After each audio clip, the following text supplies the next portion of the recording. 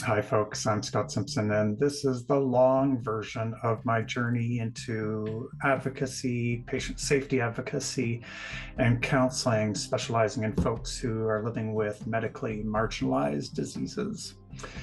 So, my story begins growing up on a farm. I grew up on a cow calf farm, so lots of chores every day after school, lots of field and farm work throughout the year. And so that really instilled in me a strong work ethic and self discipline. And probably most importantly, I realized that I did not want to be a farmer. So I moved to Toronto to go to university. Initially started out as a film major, but quickly really liked psychology. So I ended up as a psychology major. Yeah. I started a series of dead end jobs. I really had no direction, no purpose. I was happy just traveling and partying and doing my own thing. So really had no direction or sense of purpose in my life at that time. And then in 1998, I was traveling in Europe and I got sick. So when I got home, the doctor ran some tests and I was back in his office a couple of weeks after that. And as he was closing the door, and I can still hear his voice echoing in my head, he said, "Unfortunately, you have tested positive for HIV." So that was obviously a very shocking and traumatic experience. And for the next several years, I was overcome with feelings of anger, fear, guilt, shame, and my body physically deteriorated, my mental health deteriorated. I found it hard to imagine a future. I lost my ability to have hopes and dreams. But then I started on HIV medications, and although they helped, they made me feel sick in a whole different way. But eventually I got off of AZT and onto another HIV medication that worked a lot better for me, and my quality of life improved significantly. And with that second chance at life, I made a promise and a commitment to myself that I was going to live a life with meaning and purpose.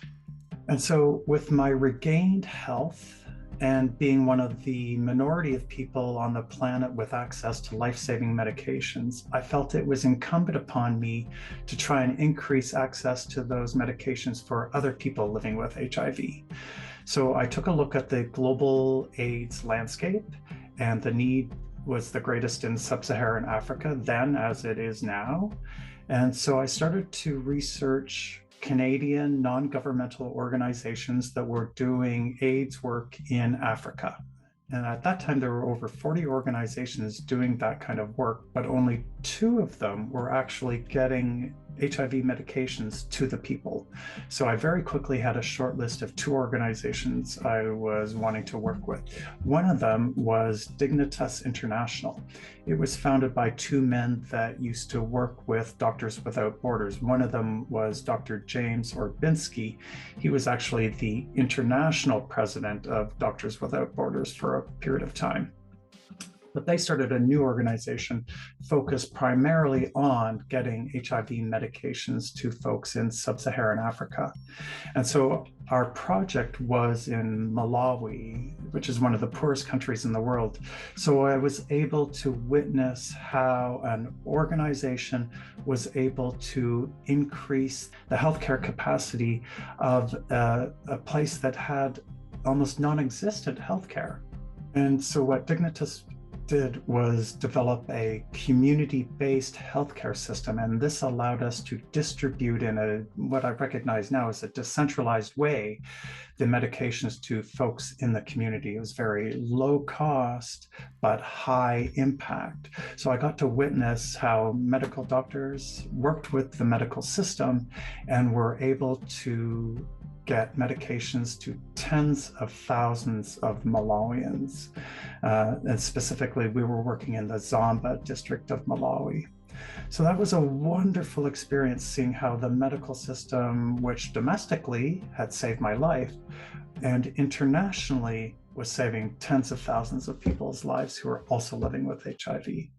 And so my role with Dignitas was mainly around fundraising, but it was my experience working with the folks in Malawi that made me realize that that's what I wanted to do. I wanted to work directly with people who were affected by HIV. So when I returned to Canada, I shifted gears. I went back to school, got my psych degree and a counseling diploma. And very soon I was working with the AIDS Committee of Toronto in a counseling research position. And we were researching a counseling intervention for people who are living with HIV. Now, during that period of time, I also became very passionate about triathlon. I love to swim, bike, and run. I've completed 3 Ironman triathlons. That's where you swim 3.8K and then bike 180K and then run 42K. And I have represented Canada at the Triathlon World Championships 3 times in my age group. And I was the first person living with HIV to compete at the Triathlon World Champs. And the last year that I was healthy enough to compete in triathlons, I raced 13 times. I had 10 podiums, and 4 of those were wins. And that was a total brag. So, as a triathlete, I really like pushing my body to the limits. I like the challenge of mentally pushing through the physical discomfort. And so I really identified a lot of my identity was wrapped up in being not just an athlete, but a triathlete. And one of the mantras of triathletes is if you're not sweating blood, you're not trying hard enough. So that gives you an idea into the mindset of triathletes. So I could not imagine a future when I could imagine a future, I could not imagine a future where I was not swimming, biking, or running. And one of the things that triathlon really taught me or ingrained in me, and what you have to do to be a high level triathlete, is when you feel tired, you just push harder. So that became an automatic reflexive response in me whenever I became tired. Little did I know that later, when I became sick, that automatic response of pushing harder when you're tired is the exact wrong thing to do. But I'm getting ahead of myself. So by that point in my life, I was working with truly wonderful, empathetic people. We were working on projects that were saving people's lives, having a huge impact on their lives. And I realized that not only did I have a life of meaning and purpose, but HIV was the best thing to happen to me. And what I didn't realize then is that what I was experiencing was post-traumatic growth. So HIV didn't happen to me, HIV happened for me.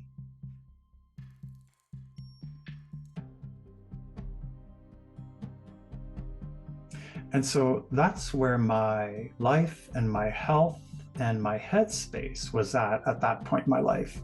The medical system could do no wrong. It had literally saved my life. I had also witnessed doctors create healthcare out of seemingly nothing and save tens of thousands of people's lives. Never once did I experience an HIV doctor doubting any of my symptoms. Never once did I witness any doctor in Malawi doubting the symptoms presented by any of those patients.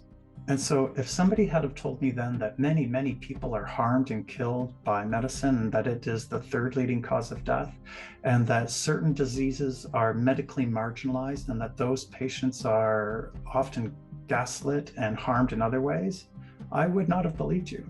I would have thought that you were mistaken or lying or delusional. There would have been no way you could have convinced me that the medical system harmed people in great numbers. So shifting gears back to my career. So I started working with the AIDS Committee of Toronto about the counseling research, and we ended up publishing 2 or 3 papers about the counseling intervention that we were researching and studying, as well as we started to train other AIDS service organizations in Canada and a couple outside of Canada in the program that we developed. So I learned many things in counseling people living with HIV, but there are 2 things that are especially pertinent to my counseling practice today. The first is living with a socially marginalized disease makes life harder. Rejection by family, friends, employers, dealing with the intensity of the emotions that go along with that diagnosis of a socially marginalized disease. So, anger, guilt, shame, fear, and all of these things impact relationships with families, partners, friends, as well as the relationship with themselves.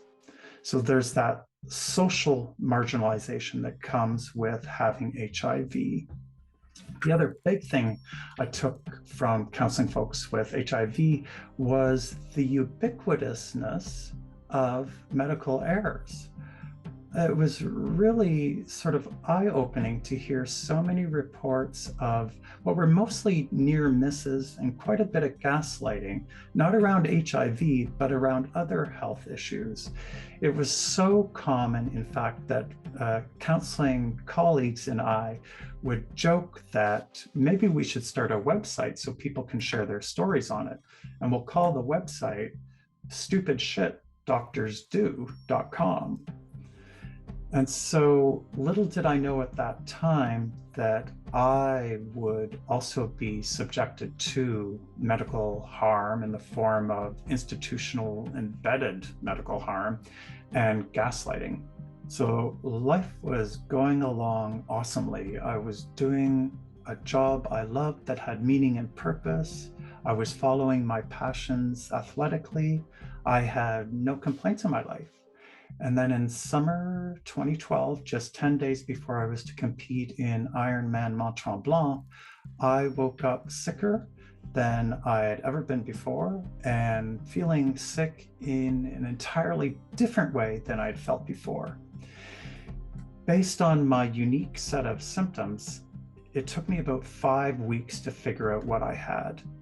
But it would take me 5 years before a medical doctor would give me the same diagnosis. And it was during that period of time, that exposure to the medical system, that I realized that this was the exact opposite to the experience I had with HIV. I was exposed to how there are whole diseases and people with those diseases that are medically marginalized, that the healthcare system is not a safe space for them. With HIV, I never felt unsafe in the healthcare system.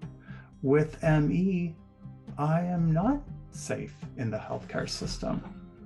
With HIV, the standard of medical care is life-saving medications.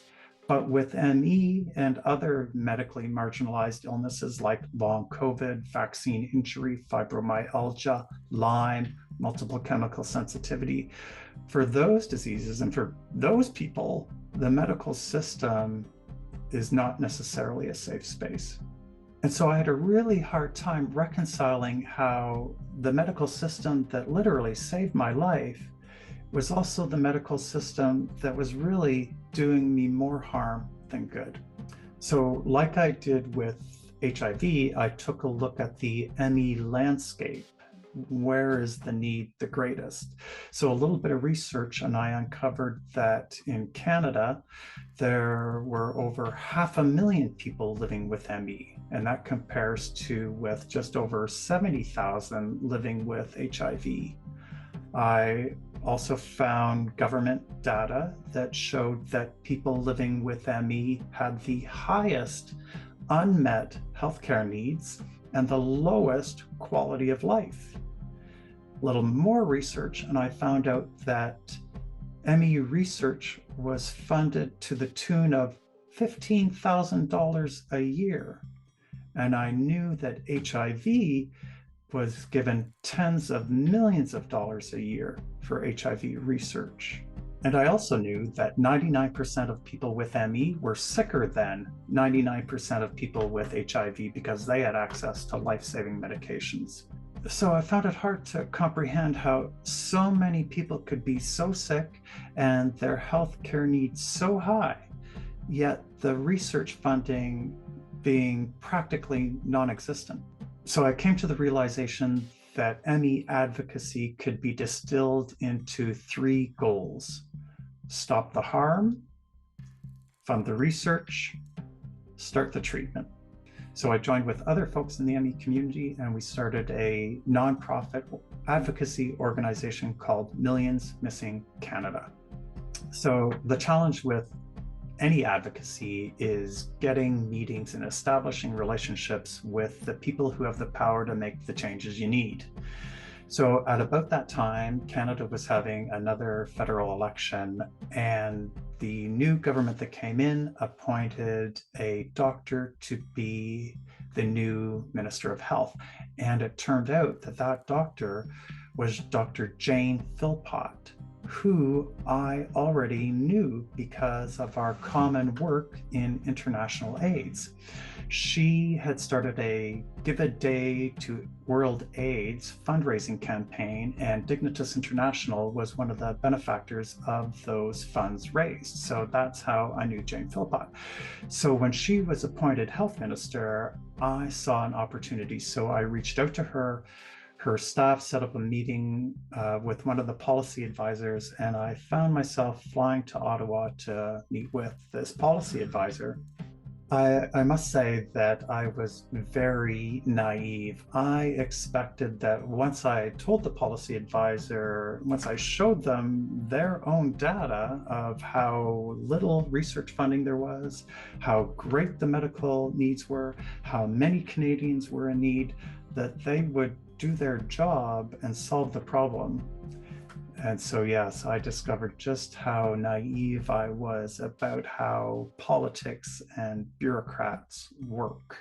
So instead of fixing the problem, life for Canadians with ME actually got worse under Jane Philpott's reign.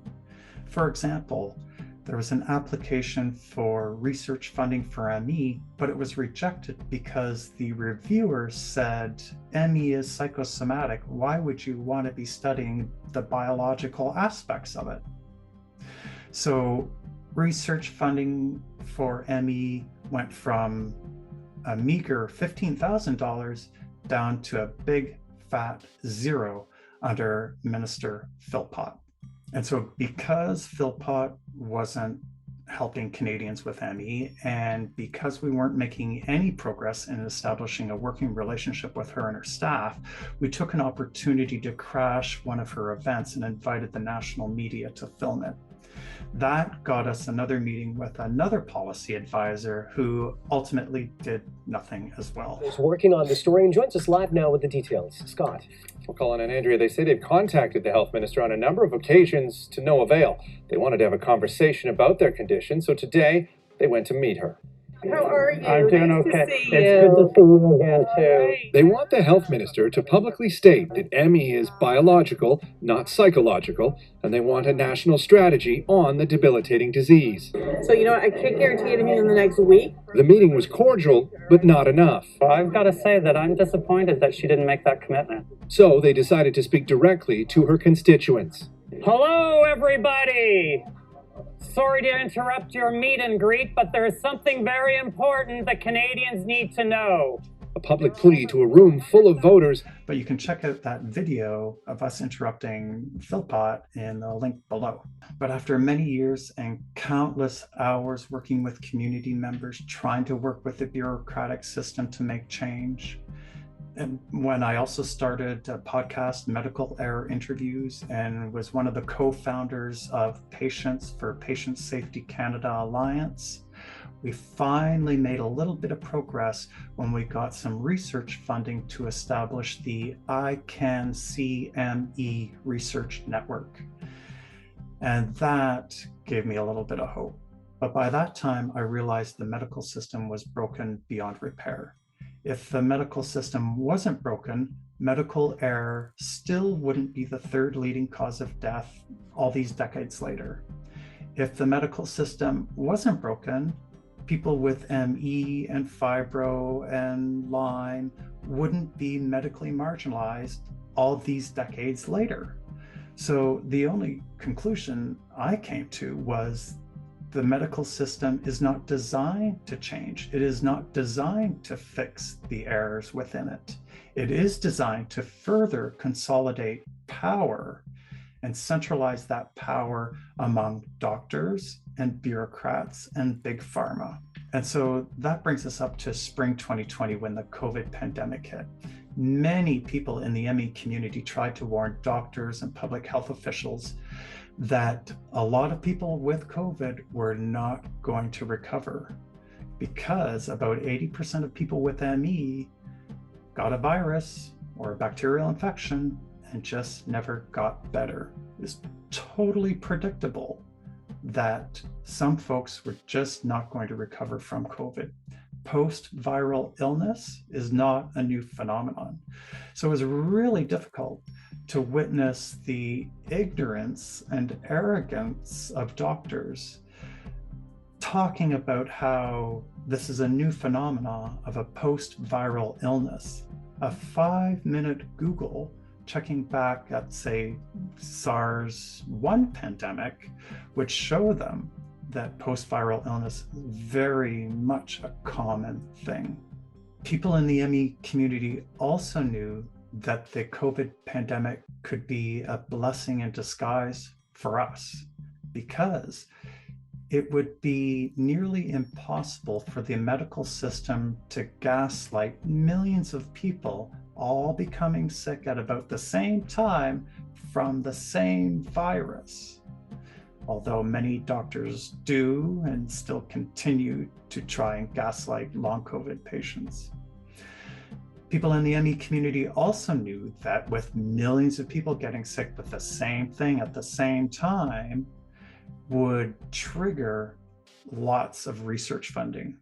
So as horrible as it sounds, the best thing that can happen for people with ME and people with long COVID is that lots of doctors and politicians and celebrities get long COVID because it is the people with medical power, political power, and social power that have the ability to change the medical system to remove the gaslighting.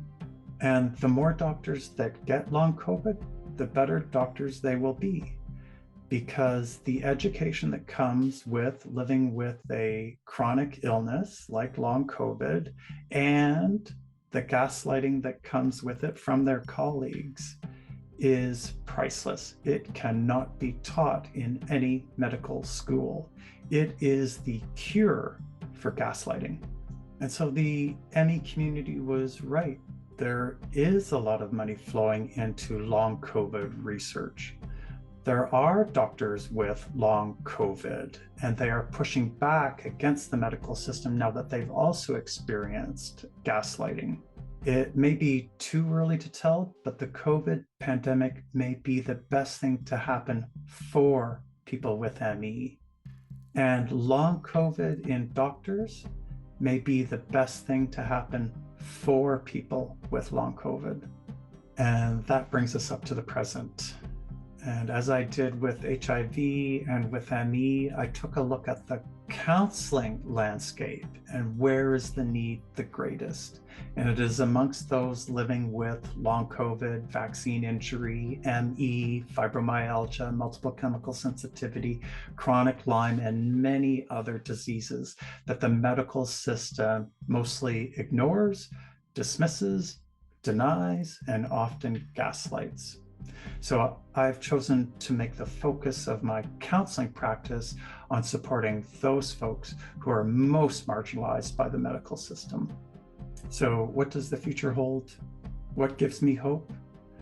Well, I'm hopeful, but not confident that we will see a paradigm shift in the medical system, move away from the centralized power in the hands of doctors, bureaucrats, and big pharma, and toward the patients, a decentralized power. So it's in the hands of the patients. So we have greater autonomy over our health and over our bodies.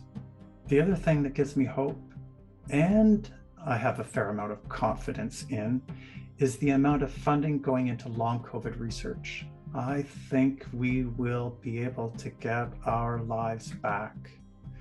Now, for me personally, I have had 2 complete recoveries/remissions where I was able, and this is very early in being sick.